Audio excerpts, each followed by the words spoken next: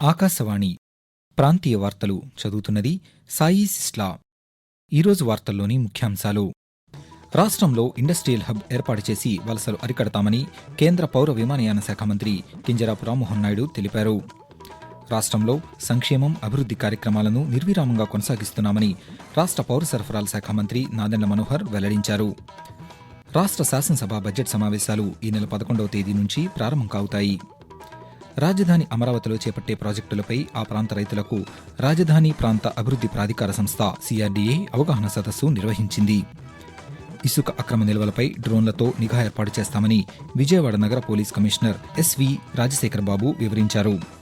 వార్తల వివరాలు: రాష్ట్రంలో ఇండస్ట్రియల్ హబ్ ఏర్పాటు చేసి వలసలు అరికడతామని కేంద్ర పౌర విమానయాన శాఖ మంత్రి కింజరాపు రామ్మోహన్ నాయుడు తెలిపారు. ఈరోజు ఆయన శ్రీకాకుళంలో మాట్లాడుతూ 2025 నాటికి వంశధార 2వ దశ పనులు పూర్తి చేస్తామని వెల్లడించారు. ఉత్తరాంధ్రలో ప్రాజెక్టులను పూర్తి చేస్తామని ముఖ్యమంత్రి నారా చంద్రబాబు నాయుడు చెప్పారన్నారు. గత 5 ఏళ్లు నీటిపారుదల ప్రాజెక్టులను నిర్లక్ష్యం చేశారని కేంద్ర మంత్రి విమర్శించారు. శ్రీకాకుళం జిల్లాలో విమానాశ్రయం ఏర్పాటుకు చర్యలు తీసుకుంటున్నామని రామ్మోహన్ నాయుడు వివరిస్తూ, వంశధార ఫేజ్ 2 స్టేజ్ 2 ఏదైతే మిగిలి ఉందో జూన్ 25 కల్లా పూర్తి చేస్తామని అధికారులు కూడా చెప్పడం జరిగింది.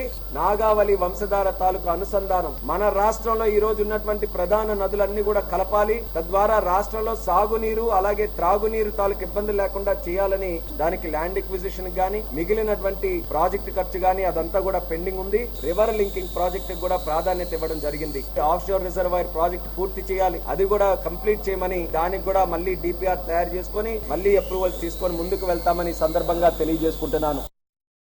రాష్ట్రంలో సంక్షేమం, అభివృద్ధి కార్యక్రమాలను నిర్విరామంగా కొనసాగిస్తున్నామని రాష్ట్ర పౌర సరఫరాల శాఖ మంత్రి నాదెండ్ల మనోహర్ తెలిపారు. తిరుమల శ్రీ వెంకటేశ్వర స్వామి వారిని ఈరోజు ఉదయం ఆయన దర్శించుకున్నారు. అనంతరం ఆలయంలోని రంగనాయకుల మండపంలో మంత్రికి వేద పండితులు వేద ఆశీర్వచనం చేసి స్వామివారి తీర్థ ప్రసాదాలను అందజేశారు. ఆలయం వెలుపల నాదెండ్ల మనోహర్ పాత్రికేయులతో మాట్లాడుతూ, ఎన్నికల ముందు ఇచ్చిన హామీ మేరకు సూపర్ 6 పథకాలను అమలు చేస్తున్నామని తెలిపారు. రాష్ట్ర శాసనసభ బడ్జెట్ సమావేశాలు ఈ నెల 11వ తేదీ నుంచి ప్రారంభం కానున్నాయి.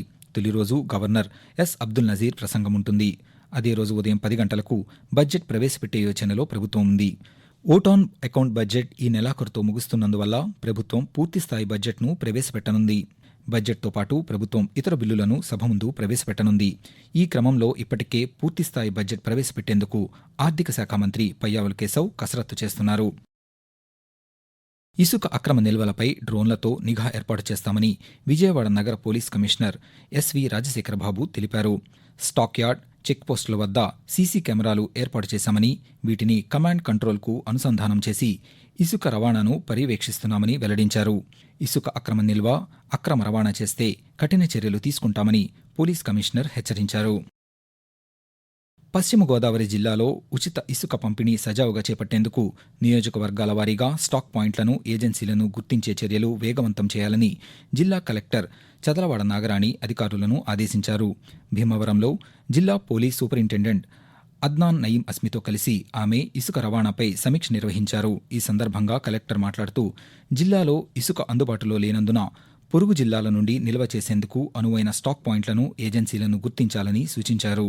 స్టాక్ పాయింట్లకు చేర్చి ఏజెన్సీల ద్వారా అమ్మకాలు చేపట్టేందుకు ధరలను నిర్ణయించాలన్నారు.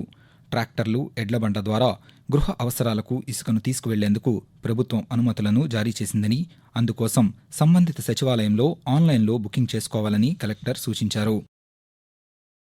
రాష్ట్రంలో దీపం 2.0 పథకంలో భాగంగా ఉచిత సిలిండర్ బుకింగ్స్ ప్రారంభమయ్యాయి. రాష్ట్రంలోని మొత్తం రేషన్ కార్డులతో పోలిస్తే అర్హుల సంఖ్య తక్కువగా ఉంది. Aadhaar, ration card, gas connection ఆధారంగా రాయితీ వర్తింపజేస్తున్నామని, వాటి వివరాలు లేకపోవడంతోనే అర్హుల సంఖ్య తగ్గిందని అధికారులు వివరిస్తున్నారు. రాష్ట్రంలో 1,54,00,000 గృహ వినియోగ వంట గ్యాస్ కనెక్షన్లు ఉంటే తాత్కాలిక అంచనా ప్రకారం ఉచిత సిలిండర్కు 1,08,00,000 కనెక్షన్లు అర్హత పొందాయి. కానీ రేషన్ కార్డులు 1,48,00,000 ఉన్నాయి. కొంతమందికి గ్యాస్ కనెక్షన్, రేషన్ కార్డు ఉన్నా ఆధార్ వివరాలు ఇవ్వకపోవడంతో అర్హత పొందలేకపోయారని, వారు ఆధార్ అనుసంధానించుకుంటే దీపం 2.0 పథకానికి అర్హులవుతారని అధికారులు తెలిపారు. ఆకాశవాణి ప్రాంతీయ వార్తలు వింటున్నారు. రాజధాని అమరావతిలో చేపట్టే ప్రాజెక్టులపై రైతులకు రాజధాని ప్రాంత అభివృద్ధి ప్రాధికార సంస్థ సిఆర్డీఏ అవగాహన సదస్సు నిర్వహించింది. గుంటూరు జిల్లా తుళ్లూరులో నిర్వహించిన ఈ సదస్సులో రైతులతో సిఆర్డీఏ అధికారులు, ప్రపంచ బ్యాంక్, ఆసియా అభివృద్ధి బ్యాంక్ ఏడీబీ ప్రతినిధులు సమావేశమయ్యారు. వారి నుంచి అభిప్రాయాలను సేకరించారు. ఈ సందర్భంగా రైతుల సందేహాలను సిఆర్డీఏ కమిషనర్ కాటంనేని భాస్కర్ నివృత్తి చేశారు. అమరావతి నిర్మాణం కోసం ప్రపంచ బ్యాంక్, ఏడీబీ విధించిన నిబంధనలను వారికి వివరించారు. రైతులు చెప్పిన అంశాల్లో 80% సిఆర్డీఏ ఒప్పందంలో ఉన్నాయని సిఆర్డీఏ కమిషనర్ పేర్కొంటూ, ఢిల్లీలో ఈ నెల 8వ తారీఖున ఏడీబీ, 11వ తారీఖు వరల్డ్ బ్యాంక్ తో ఫైనల్ మీటింగ్ ఉంది. రాష్ట్ర ప్రభుత్వం తరపున నేను, కేంద్ర ప్రభుత్వం తర్వాత డిపార్ట్మెంట్ ఆఫ్ ఎకనామిక్ అఫైర్స్, అదేవిధంగా ప్రపంచ బ్యాంకు ఏడీబీ 11న ఫైనల్ గా జరగబోతుంది. వరల్డ్ బ్యాంక్ ఏడీబీ సిద్ధంగా ఉన్నారు. అందుకే వాళ్ళు దీన్ని లోన్ ని ఫేజ్ 1 అంటున్నారు. ఇది ఫైనల్ లోన్ కాదు, ఇది ఒక భాగం. సో మన కార్యక్రమం మొదలు పెట్టుకుంటే ఇంకా ఫర్దర్ గా కూడా ఫండింగ్ చేయడానికి వారు కూడా సిద్ధంగా ఉన్నారు. ఆస్ట్రేలియాలోని సిడ్నీ నగరంలో ఈ రోజు నుంచి ఈ నెల 10వ తేదీ వరకు 67వ కామన్వెల్త్ పార్లమెంటరీ సదస్సు జరుగుతోంది. ఆ సదస్సులో పాల్గొనేందుకు Commonwealth parliamentary association India region steering executive committee సభ్యురాలి హోదాలో రాజమహేంద్రవరం పార్లమెంటు సభ్యురాలు దగ్గుబాటి పురంధేశ్వరి ఆస్ట్రేలియా వెళ్లారు. ఈ సదస్సుకు 50 దేశాల నుండి ప్రతినిధులు హాజరు కానున్నారు. ప్రపంచంలో మహిళలు ఎదుర్కొంటున్న వివిధ సమస్యలు, చట్టసభల్లో మహిళల ప్రాధాన్యం తదితర అంశాలపై ఈ సదస్సులో చర్చిస్తారు.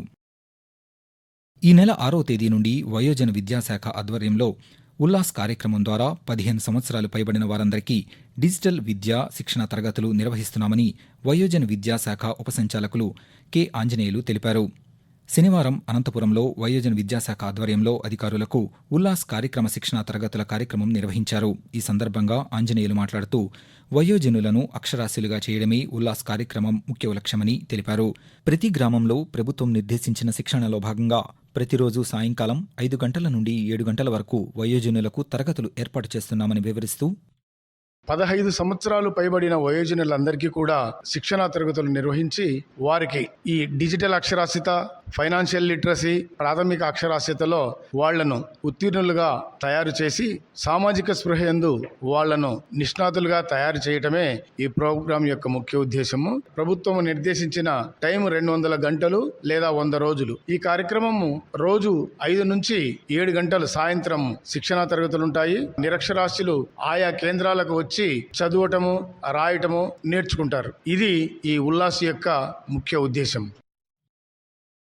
వైఎస్సార్ జిల్లాలో చట్టవిరుద్ధంగా మద్యం అక్రమంగా విక్రయిస్తే కఠిన చర్యలు తీసుకుంటామని జిల్లా పోలీస్ సూపరింటెండెంట్ వి హర్షవర్ధన్ రాజు హెచ్చరించారు. గత వారం రోజుల్లో జిల్లా వ్యాప్తంగా 284 బెల్టు షాపులను గుర్తించి దాడులు నిర్వహించామని ఆయన తెలిపారు. 115 కేసులు నమోదు చేసి 371 లీటర్ల మద్యాన్ని స్వాధీనం చేసుకుని 119 మందిని అరెస్టు చేశామని వెల్లడించారు. అక్రమంగా మద్యం విక్రయిస్తూ గతంలో పట్టుబడిన పాత నేరస్తులు 213 మందిని బైండోవర్ చేశామన్నారు. కేవలం ప్రభుత్వ అనుమతి పొందిన దుకాణాల్లోనే మద్యం విక్రయించాలని, నిబంధనలు ఉల్లంఘించి విక్రయాలు జరిపితే చట్టపరమైన చర్యలు తీసుకుంటామని హర్షవర్ధన్ రాజు స్పష్టం చేశారు. అవినీతి రహిత సమాజం రూపకల్పనకు, దేశాభివృద్ధికి యువత భాగస్వామ్యం కావాలని నెహ్రూ యువ కేంద్రం యువజన అధికారి సుంకరరాము పిలుపునిచ్చారు. విజయవాడలోని నెహ్రూ యువ కేంద్ర కార్యాలయంలో విజిలెన్స్ అవగాహన కార్యక్రమాన్ని నిర్వహించారు. ఈ కార్యక్రమానికి ముఖ్య అతిథిగా హాజరైన యువజన సర్వీసుల శాఖ మేనేజర్ సుబ్బారావు మాట్లాడుతూ, అక్రమార్జన ద్వారా వచ్చే ఆదాయాలను ఆశించకుండా సక్రమంగా పనిచేయాలని సూచించారు. ప్రభుత్వ అధికారులను మేల్కొల్పడంలో ఎన్జీఓల పాత్ర ఎంతో ముఖ్యమని పేర్కొన్నారు. ఆకాశవాణి ప్రాంతీయ వార్తలు ముగించే ముందు ముఖ్యాంశాలు మరొకసారి. రాష్ట్రంలో ఇండస్ట్రియల్ హబ్ ఏర్పాటు చేసి వలసలు అరికడతామని కేంద్ర పౌర విమానయాన శాఖ మంత్రి కింజరాపు రామ్మోహన్ నాయుడు తెలిపారు. రాష్ట్రంలో సంక్షేమం, అభివృద్ధి కార్యక్రమాలను నిర్విరామంగా కొనసాగిస్తున్నామని రాష్ట్ర పౌర సరఫరాల శాఖ మంత్రి నాదెళ్ల మనోహర్ వెల్లడించారు. రాష్ట్ర శాసనసభ బడ్జెట్ సమావేశాలు ఈ నెల 11వ తేదీ నుంచి ప్రారంభమవుతాయి. రాజధాని అమరావతిలో చేపట్టే ప్రాజెక్టులపై ఆ ప్రాంత రైతులకు రాజధాని ప్రాంత అభివృద్ధి ప్రాధికార సంస్థ సిఆర్డీఏ అవగాహన సదస్సు నిర్వహించింది. ఆకాశవాణి ప్రాంతీయ వార్తలు ఇంతటితో సమాప్తం.